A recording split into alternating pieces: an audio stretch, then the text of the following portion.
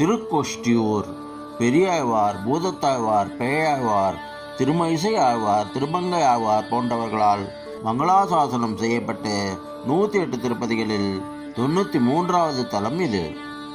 மூலவர் உரக மெல்லனையான், தாயார் திருமாமகள் நாச்சியார், உற்சவர் சௌமிய நாராயணன்.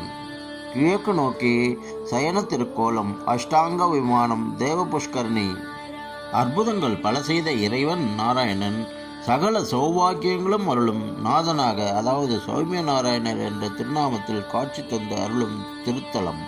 இந்திராதி தேவர்கள் முதல் விருத்தமா முனிவர்கள் வரை அனைவருக்கும் பாவம் தீர்த்த தலம் என்பதால் திருக்கோஷ்டியூர் என்ற பெயர் பெற்றது. கோட்டி என்பதற்கு பாவம் என்ற ஒரு பொருள் உண்டு. இறைவனுக்கே பல்லாண்டு பாடிய பெரியாழ்வார் முதலில் மங்களாசாசனம் செய்த திருத்தலம் இதுவாகும். 108 திவ்ய தேசங்களில் 2 தலங்களின் மூர்த்திகள் மட்டுமே அஷ்டாங்க விமானத்தில் காட்சி தருகின்றனர். ஒருவர் கூடலழகர், மற்றொருவர் சௌமிய நாராயணர்.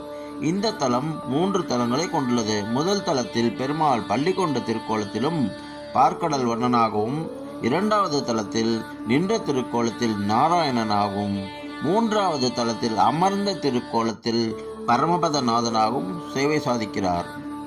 இத்தலத்தில் வாழ்ந்த திருக்கோஷ்டியூர் நம்பியிடம் வைணவ ஆச்சாரியர் ஸ்ரீ ராமானுஜர் 8 எழுத்து மந்திரத்தை எவருக்கும் வெளியிடக்கூடாது என்ற நிபந்தனையின் பேரில் உபதேசம் பெற்றார். ஆனால் உபதேசம் பெற்றவுடன் திருக்கோஷ்டியூர் கோவில் கோபுரத்தின் மேலேறி மக்கள் அனைவருக்கும் கேட்கும்படி மந்திரத்தை எல்லோருக்கும் உபதேசம் செய்தார்.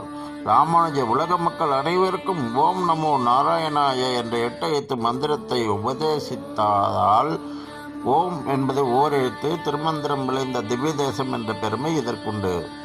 பொதுவாக விக்கிரகங்கள் பஞ்சலோகத்தால் அமைப்பர், ஆனால் தூய்மையான வெள்ளியாலான விக்கிரகம் இங்குள்ளது. இதை தேவலோக இந்திரனே தந்ததாக ஐதீகம். பிரம்மாவிடம் மரம் பெற்ற இரண்யன் என்னும் அசுரன் தேவர்களை தொடர்ந்து துன்புறுத்தினான். கலங்கிய தேவர்கள் தங்களை காக்கும்படி மகாவிஷ்ணுவிடம் முறையிட்டனர்.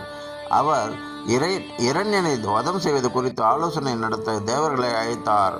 ஆனாலும் பயந்த முனிவர்கள் இரண்யன் தொந்தரவு இல்லாத இடத்தில் ஆலோசிக்க வேண்டும் என்றனர். சுவாமியும் அவர்களது கோரிக்கையை ஏற்றார். இதனிடையே இந்த தலத்தில் கதம்ப மகரிஷி விஷ்ணுவின் தரிசனம் வேண்டி தவம் இருந்தார். அவர் தவம் இருக்கும் இடத்தில் எந்தவித தொந்தரவும் இருக்கக்கூடாது என்ற வரம் பெற்றிருந்தார். எனவே தேவர்களுடன் ஆலோசனை செய்வதற்கு இந்த தலத்தை தேர்ந்தெடுத்தார் மகாவிஷ்ணு. அப்போது மகாவிஷ்ணு நரசிம்ம அவதாரம் எடுத்து இரண்டை அழிக்கப் போவதாக கூறினார். மகிழ்ந்த தேவர்களும் கதம்ப மகரிஷியும் அவர் எடுக்கப் போகும் நரசிம்ம அவதாரத்தை தங்களுக்கு காட்டும்படி வேண்டினார்கள். எனவே அவதாரம் எடுப்பதற்கு முன்பே இங்கு நரசிம்ம கோலம் காட்டி அருளினார். இதனால் மகிழ்ந்த கதம்ப மகரிஷியும் தேவர்களும் அவரது பிற கோலங்களையும் காட்ட அருளும்படி வேண்டினர். சுவாமியும் நின்ற, கிடந்த, இருந்த, நடந்த என 4 திருக்கோலங்களை காட்டிய அருளியோடு இங்கே எழுந்தருளினார். தேவர்களின் திருக்கை, அதாவது துன்பம் ஓட்டிய தலம் என்பதால் திருக்கோஷ்டியூர் என்றும் பெயர் பெற்றது. இந்த கோவிலில் விளக்கு நேர்த்தி கடன் பிரசித்தி பெற்றதாக உள்ளது. இங்கு வந்து பிரார்த்தனை செய்வர் ஒரு அகல் விளக்கு வாங்கி பெருமாளிடம் வைத்து பின் வீட்டிற்கு கொண்டு செல்கின்றனர். பின் அந்த விளக்கில் காசும் துளசியும் வைத்து சிறு பெட்டியில் வைத்து மூடி பூஜை அறையில் வைத்து விடுகின்றனர். இந்த விளக்கில் பெருமாளும் லட்சுமி எழுந்தருளி இருப்பதாக ஐதீகம். இவ்வாறு செய்வதால் நியாயமான கோரிக்கைகள் நிறைவேறும் என்பது நம்பிக்கை.